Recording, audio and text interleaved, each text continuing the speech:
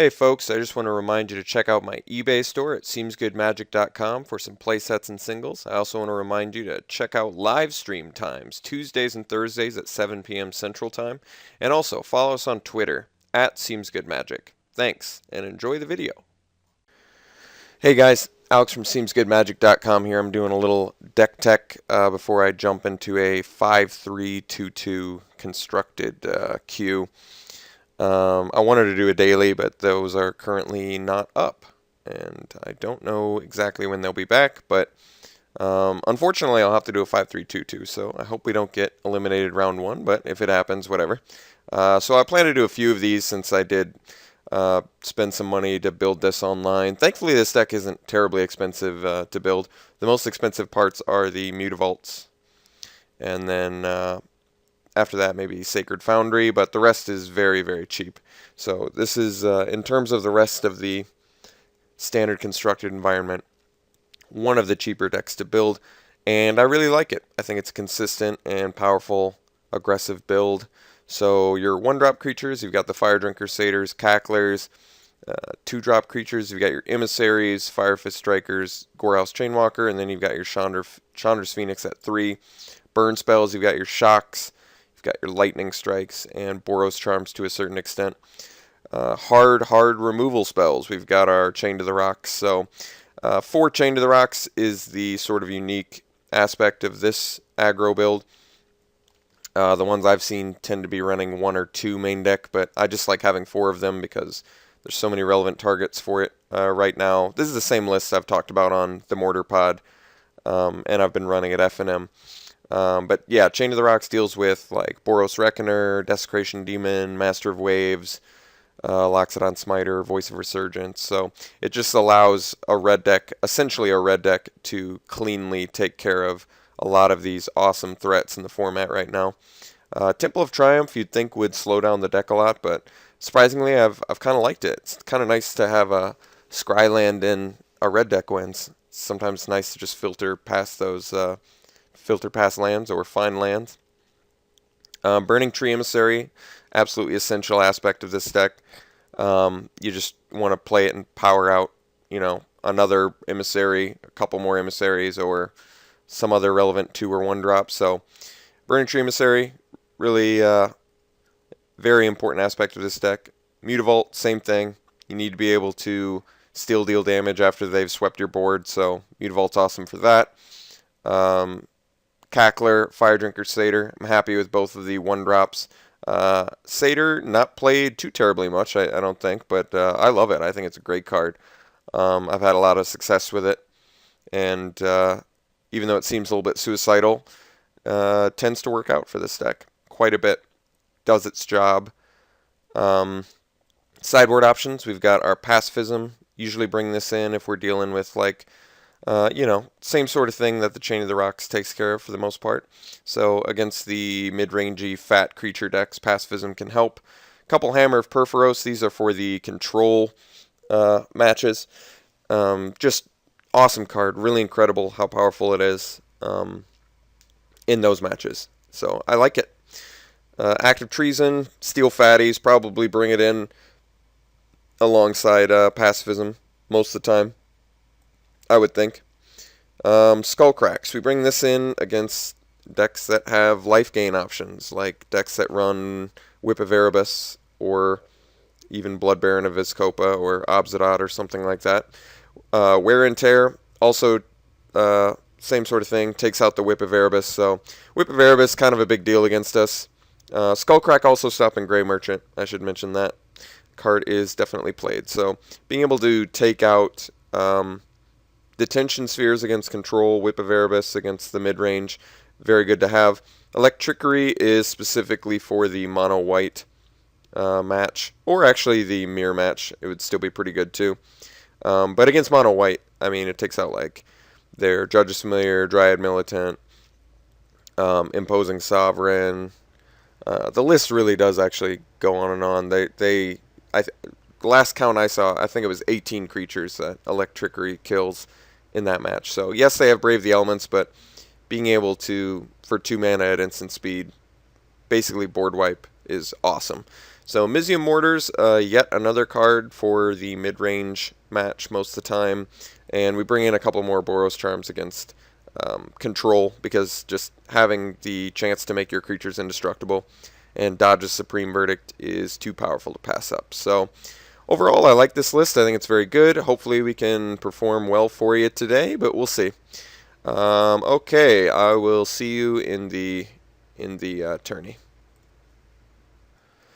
Okay, here in round 1, we do have the choice, which is something this deck definitely wants, and we're going to play first. Let's see if we get a good hand here. Yes, this is actually an excellent hand. We have a 1-drop, we have a burn spell, we have an emissary, and a follow-up 2-drop, so solid turn progression. We also have both our red and white, so yes, this is a very good hand.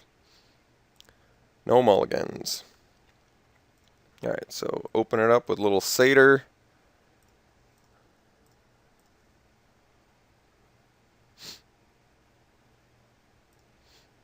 Okay, so Mystic. Now we have a choice here. Do we want to shock the Mystic, or do we want to do Emissary Chainwalker on turn 2? That's a legitimate question. So we're assuming, just based on that, some sort of junk mid-range, perhaps? Admittedly, I don't exactly know. I think it's better that we power out the Emissary Chainwalker at the moment, so I'm going to do that.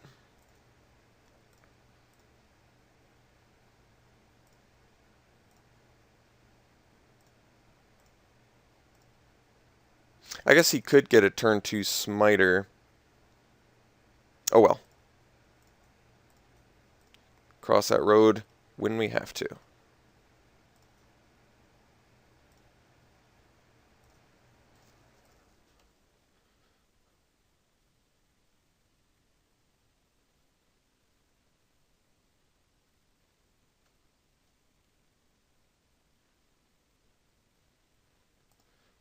More ramp. Interesting. Let's play our Temple, see what we got on top. Chainwalker. Do we need a second Chainwalker? No, I think at this point I'd like to start digging for some of our burn and removal for when he gets a fatty online. So now I think we just swing. See if he's ready to block yet. He is, so he's going to take 5, go to 11. We take 1, and we'll follow up with a striker.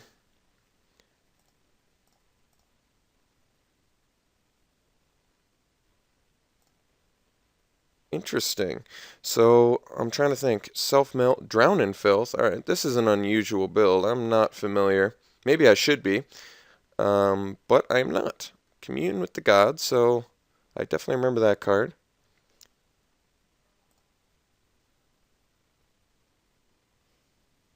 I'm trying to think. I'm trying to see what he took. Oh, put forest in his hand. Alright, so he just needed the land. Okay. And he's going to slam a Drown in Filth.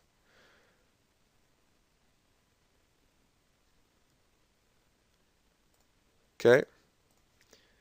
Well, getting some information here. We got a Deathrite Shaman, which makes more sense with the self-mill. Okay, play our Mutavault, and we're going to slam our Chandra's Phoenix, dealing 7 to our opponent. And we're not actually going to kill the Satyr, just because I'd rather burn him in the face with it.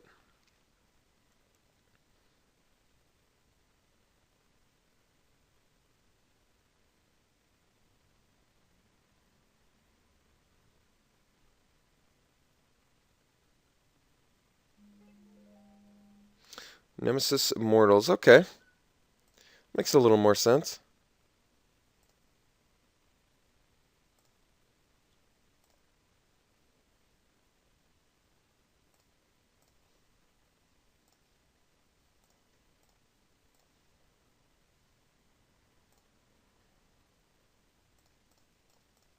Swing with everything.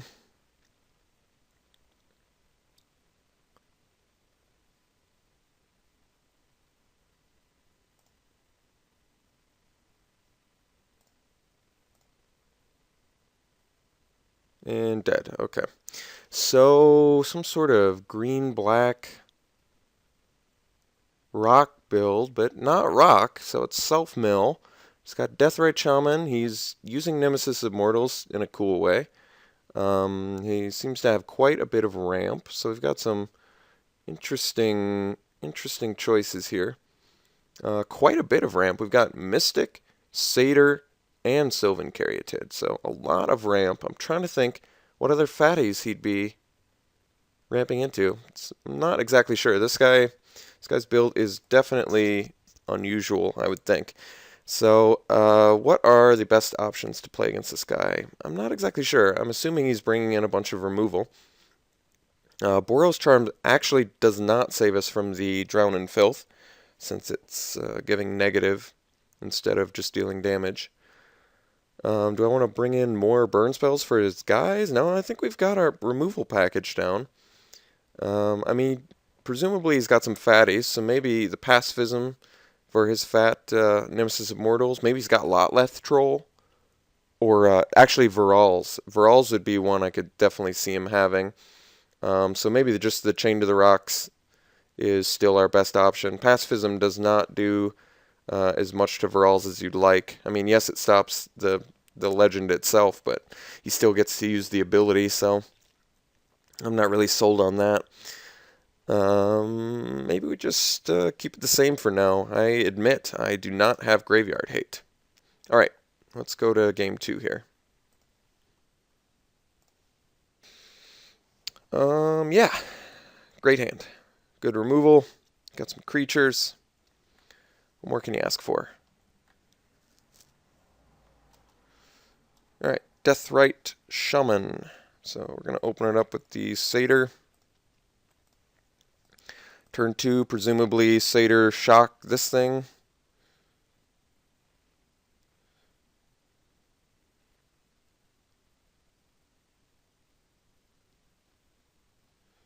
Grizzly salvaging. Okay. Oh, Whip of Erebus. All right. More information.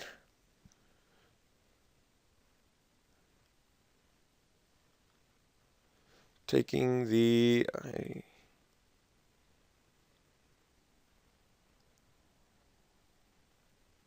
forest in his hand again.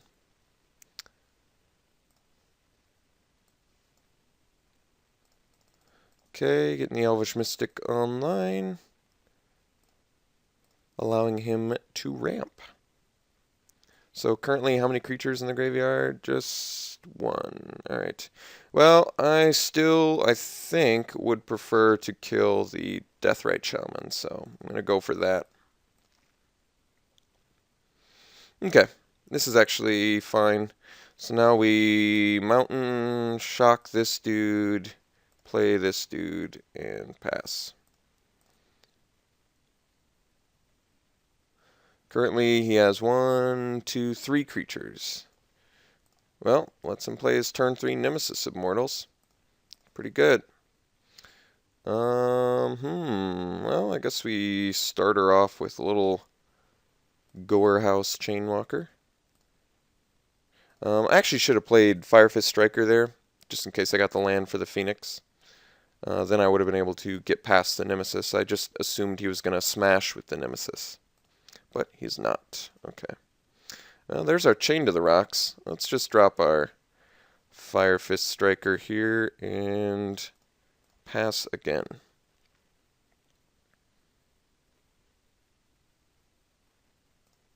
Commune with the gods. Okay. Oh, he's also got Night Howler in there. Interesting. And Gift of Orzhova. Alright.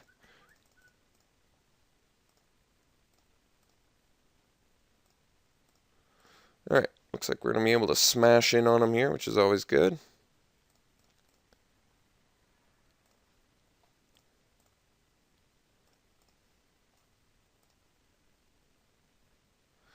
Okay, so does he have the Golgari charm?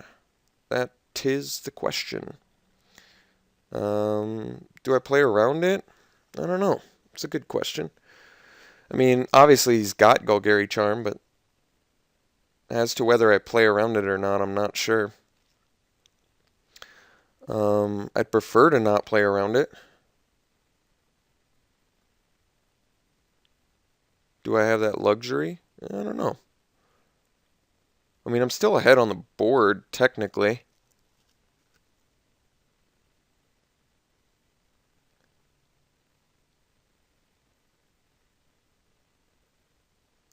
I'm trying to think. Well, I'm going to play it anyway, just because.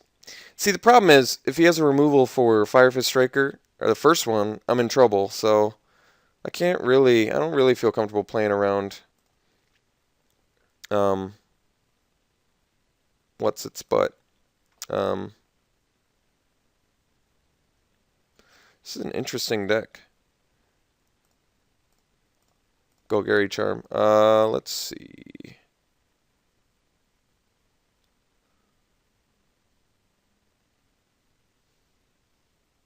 How many creatures in graveyard? 1, 2, 3, 4, 5. So he does have to sacrifice a creature.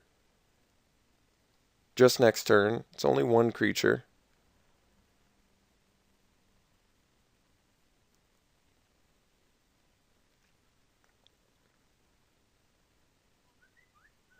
So if I attack with everything, he's going to kill one of my guys. Yeah, the Firefist Striker. I'll get in for 5, taking him to 8. I don't know about that.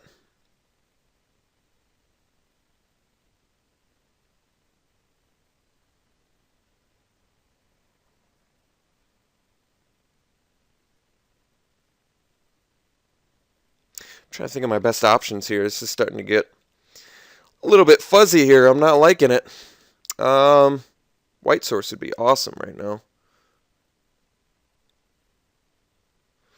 So, I mean, I can kill one of his guys, but then he doesn't have to sacrifice on his turn. I think we play the Chandra's Phoenix and then pass. Just going to build my board up a little bit here.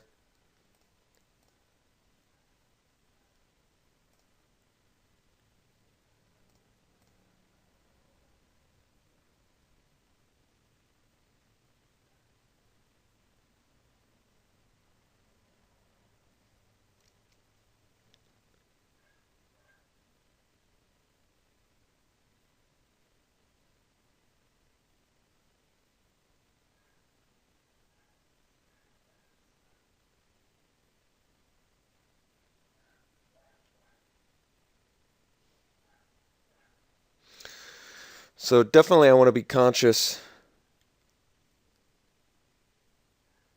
of both Gift of Orzhova for the next match and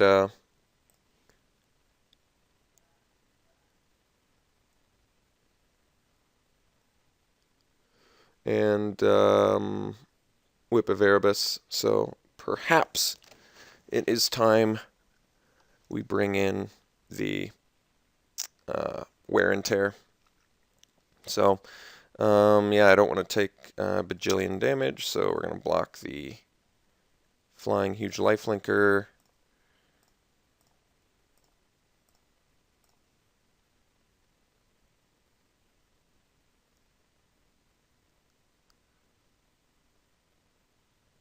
Wish I had a White Source.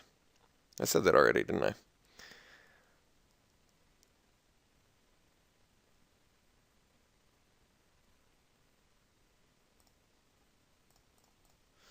Guess we attack for 7.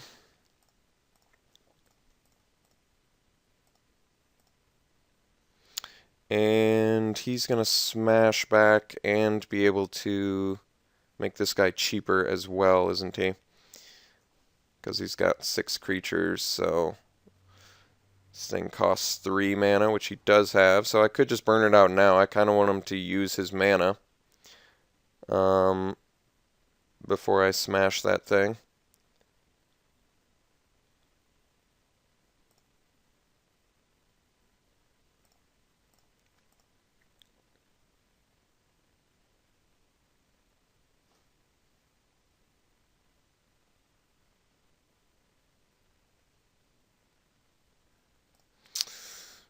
Yeah, it's pretty good.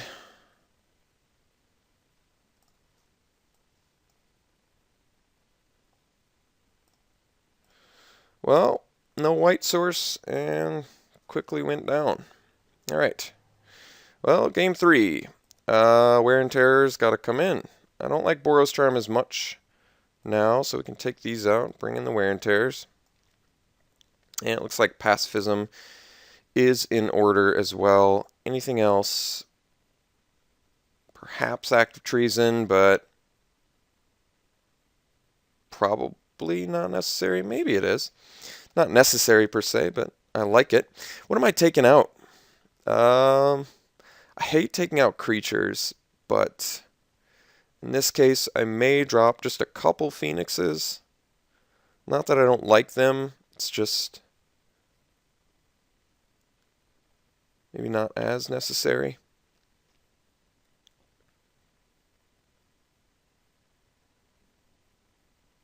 Alright, let's drop a couple Phoenixes. I still like the Shocks and Lightning Strikes for his little dudes. Okay, let's try this out.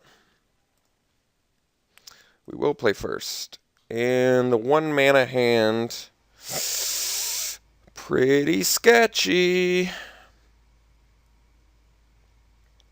Let me think about this. I do have the Shock for his first turn dude, so he can't ramp.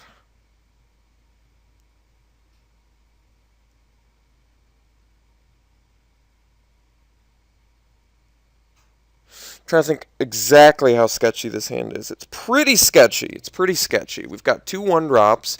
We need a second land before we're going to be able to do anything. We can kill his first turn thing.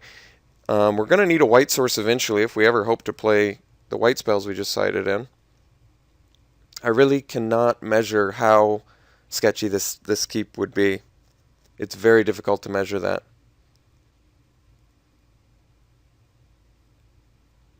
Very difficult. I actually have to think about this hand for a second. I really think 1 land on the play is just too sketchy, despite the fact that we have 3 playable spells. Oh my god, I really don't want to mulligan. I think we have to. Okay, this is tolerable. I'm actually not thrilled with this hand, but I'm going to keep it.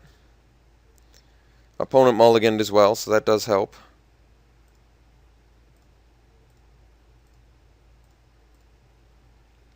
Hopefully we top deck a creature. That would be perfect. There we go.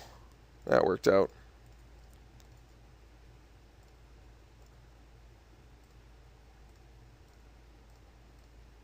Feeling a little bit better now.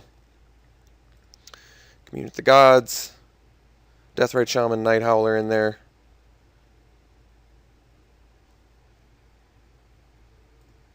I'm assuming he's going to pick the Deathrite Shaman. No, he's picking the Night Howler. Okay. Good to know. Cackler, great draw. I'll take creatures. Bashing in.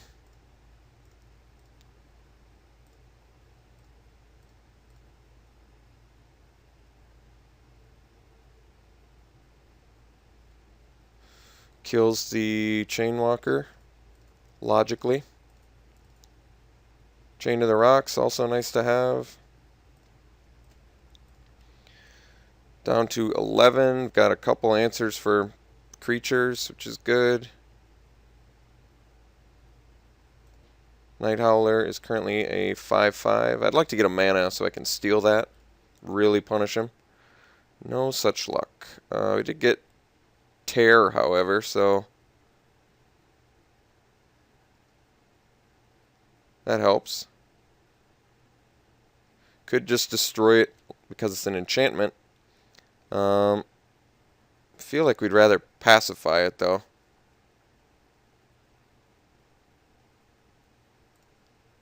You might be able...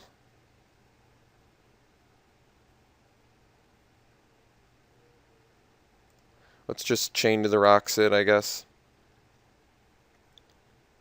I mean, the fact that I can answer it with Terror, maybe I should just do that.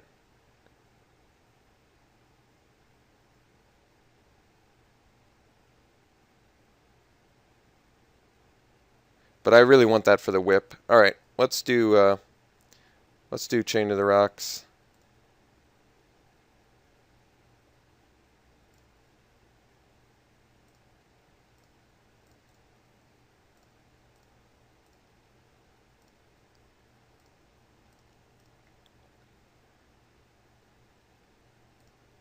Okay. And another Jared and Elvish Mystic. I have to read Gerard, whatever his name is. Creature gets big, 2, like Night Howler, and sacrifice another creature and lose like life equal to its power. Oh, it's pretty good. Sorry, now I have to read again what he took. Put Jared in his hand. Okay, makes sense.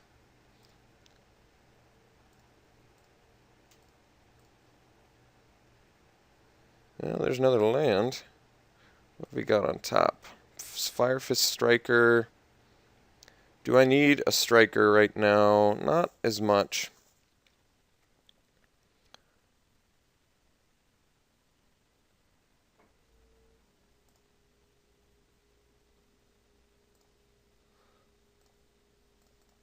I think we're likely just going to steal Jared on our turn. Just because I'm going to assume that was his play. Jared's kind of pricey too.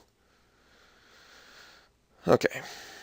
Creature card in your graveyard, so he's only going to be a 1/1, but that's all we need. So we burn him, and then gank his guy.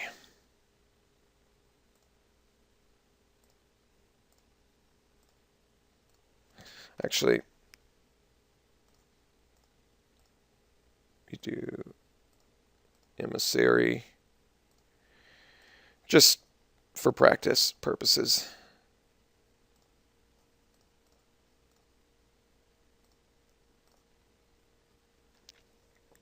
All right, got the first match. So hope you enjoyed that. That was actually a pretty cool graveyard interaction deck. I have not seen this list yet, and it looks fun. All right, I'll see you round 2.